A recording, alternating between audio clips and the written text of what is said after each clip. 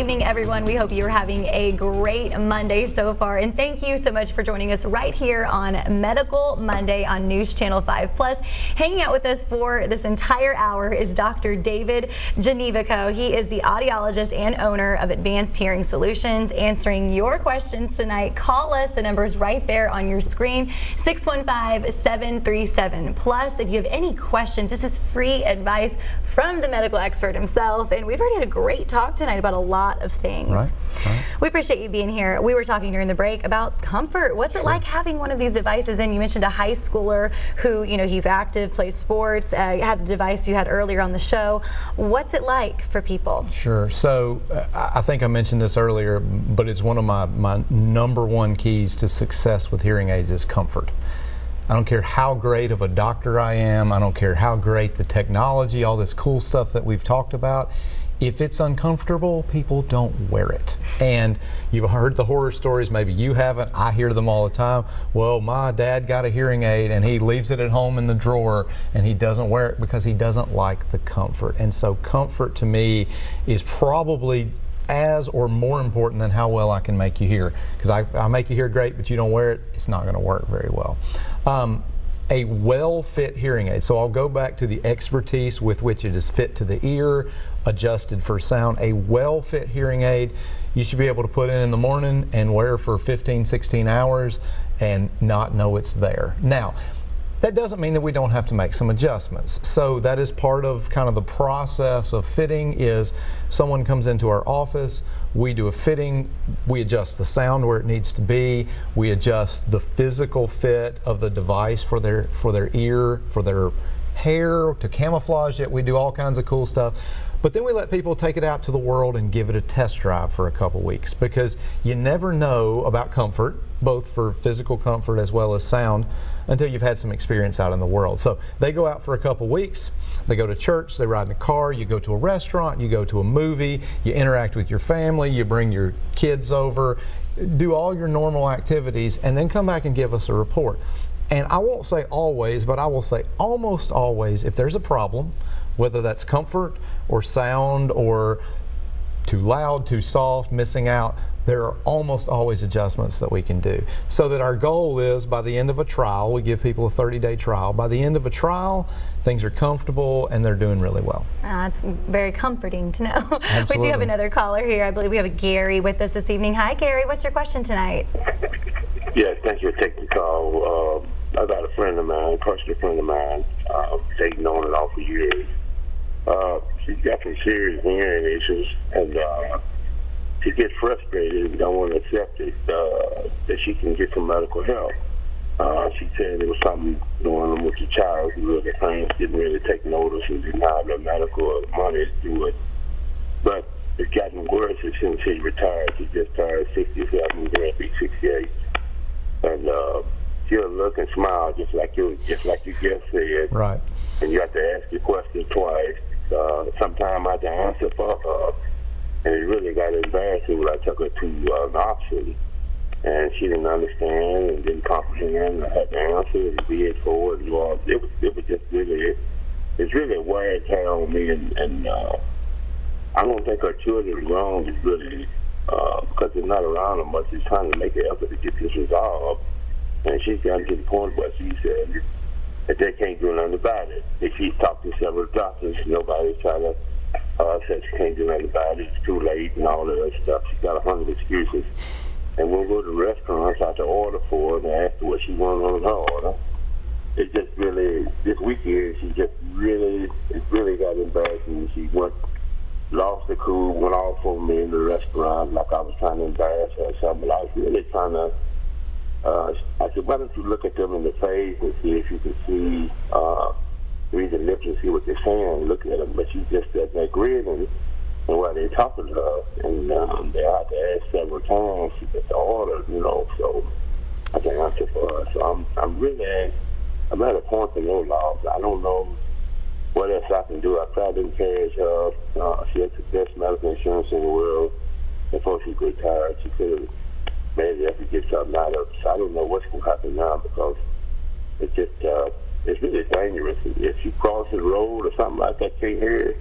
The older she gets, the worse her hearing gets. It's really dangerous to society. I don't know. That could be stressed enough. I don't know what else I could do for that because she don't really have an interest in getting something done about it. Well, thank you so much for the call, Gary. We really appreciate A, you tuning in, and B, you know, asking a question right here. We have someone that can help. So I'll let you take it away. Gary, I have this conversation with people almost every single day. Almost word for word what you're telling me. I have this discussion with people every day. And first, let me say, sometimes, although it is rare, sometimes there are hearing losses that we can't help. I shouldn't say can't help, that maybe we can't help as much as we would like to. You know, I certainly see people with very, very severe hearing loss for whom hearing aids help, but they don't bring them, you know, back to 95%. Even then, almost always we can make a very significant improvement. You know, what you described is exactly what we were talking about a minute ago. It is an issue of frustration, and it is a frustration on both sides. It sounds like she's frustrated because she's not hearing, you're frustrated because she's not hearing. And again, I've had this conversation with folks on a daily basis. I would encourage you to get another opinion. You know, come see us, or you don't have to come see us, but get another opinion about it.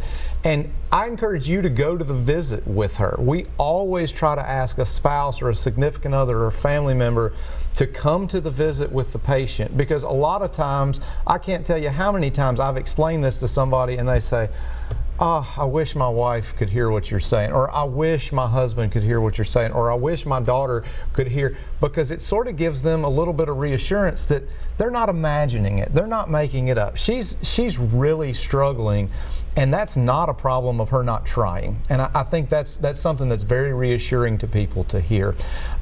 There are a lot of options out there that can help. We've talked some about hearing aids. The technology has improved. So if somebody told her 10 or 15 or 20 years ago that things couldn't help, that story may be very different today.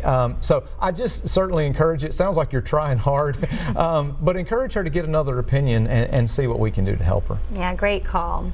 Let's talk about some options that maybe opposed to hearing aids are out there. Maybe some other options people can look into. Sure. So hearing aids are the best solution most of the time, but not for everyone. There are certain types of hearing loss that are actually medically treatable. So that's one of the very first things we do. That's the very first thing any place you go to have your hearing tested should do, is a full diagnostic evaluation, because we need to establish, okay, is this a permanent hearing loss? Is this something that's related to age or genetics and something that we just need to talk about a hearing solution? Or is there a medical solution? So some hearing losses can be treated medically, surgically, with medicine. We all know kids or have had kids that have had tubes in their ears that relieves fluid, relieves pressure, and can improve hearing. So again, there are options other than just hearing aids, potentially medical solutions. There are also options that I would call assistive devices. So maybe somebody's not quite ready for a hearing aid yet. They're not ready to make that commitment. Well, why don't we see if we can get you something to help you hear your TV better? You know, if somebody comes to me and says, the only problem I'm having is hearing my TV, there are Bluetooth devices that are not hearing aids that we can hook up to their TV and get them some headphones. I also have patients who are in poor health, maybe in assisted living, excuse me, maybe in a memory care, a family member. Keeping up with hearing aids can be challenging in that situation. So we can do what's called a personal listening device. I walk in to see mom, we put some headphones on her, talk into a microphone, she can hear for that, but doesn't have to keep up with hearing aids all the time. So lots of different, and there's many, many more that I could describe, but it's really a matter, as I said, of bringing somebody in and kind of having that heart-to-heart interview with them to say, okay, why are you really here? What frustrations are there in your life?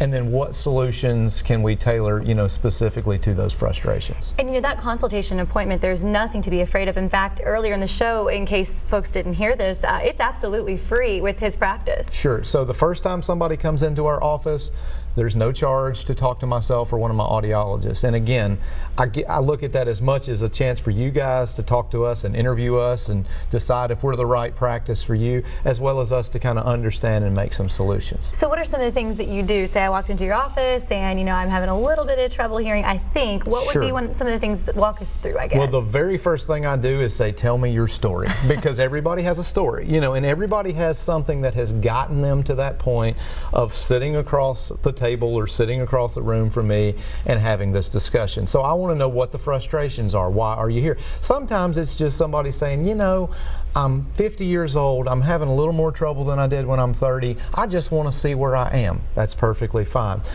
Sometimes there are more serious frustrations, as we've been talking about. So what we do once we kind of understand where that person is coming from is we do a hearing test on them. So there's a lot of different ways to test hearing, but we look at their just sheer ability to detect sounds. Is there any loss from normal? We look at their ability to understand words. We've talked about that being important. We look at their ability to hear in background noise. We look for medical problems with their ears, as we were talking about. Is there any reason that we should suspect that they need to have a medical evaluation or something else is going on? And then we spend 30 minutes just explaining that to the patient and their family, because again, knowledge is power. We want people to understand what's happening and what options they might have to help them. Wonderful.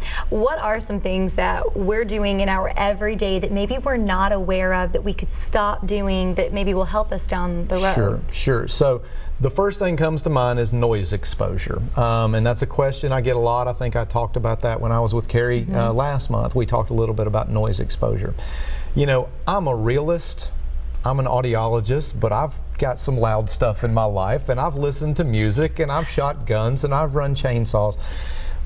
But noise damage is about how loud something is multiplied by how long you're around it. And so, very simply, control how long you are around loud stuff, whether that's the lawnmower or a chainsaw, or whether that's shooting, or whether that's music. I'm not saying that you should never protect your hearing. Absolutely, protecting your hearing is valuable.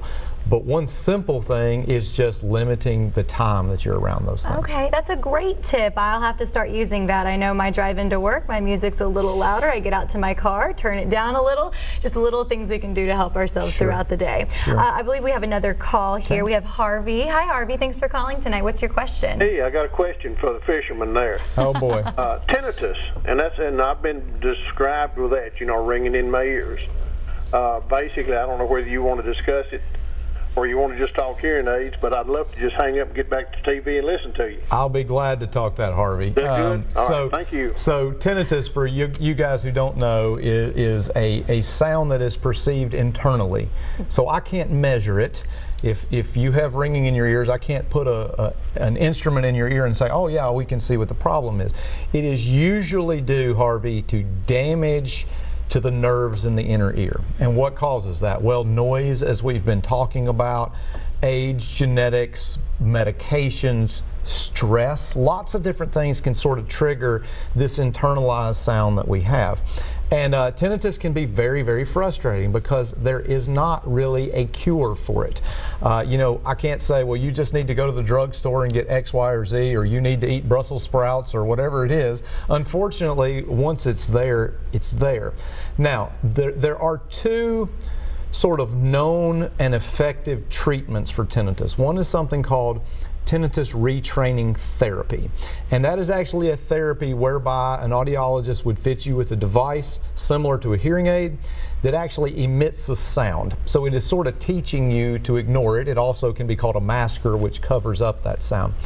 But honestly, and this kind of brings us back to hearing aids, the very most effective treatment for tinnitus is hearing aids if a person has hearing loss. Now, if they don't have hearing loss, naturally we're not going to try to turn sound up, but I'll speak to this from my personal perspective. So I mentioned, for those of you who weren't here, I wear a hearing aid. I wear a hearing aid in my left ear all the time. My right ear is normal.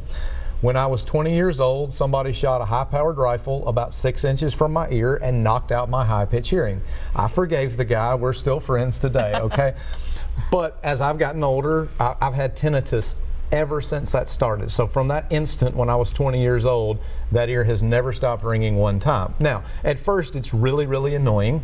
Over time, most people can adapt to it, and to the point where a lot of us just kind of live with it and don't pay much attention. But I will say personally, and this is just me speaking from my experience, when I take my hearing aid out, my tinnitus goes up 100%. It doubles in volume, simply because when I'm wearing it, I hear more. I'm picking up you clicking your pen, or me shuffling in my chair, or my feet scuffing on the carpet, or parts of high frequencies of my own voice. And so it tends to cover up that internal sound. When I take this out and I can't hear high pitches, all I hear is that high pitch ringing in my ear. So research shows, and there's a number of different studies, depending on which study you look at, 60 to 70% of people who have tinnitus and wear hearing aids report a significant reduction or elimination of the tinnitus. Now that's not 100%, and so I never can guarantee, well, if you just buy this product, you know, we're going to take that away, but that's really the most effective treatment. That's a great question. That is a great question. We really appreciate the call, and he knows that you're an outdoorsman as well. Yeah, I have that reputation. That's right, that's right. But on some of our other shows here on News Channel 5 Plus. Well, we're going to go ahead and take one more quick break. Keep it right here on News Channel 5 Plus. We have much more coming up on Medical Monday.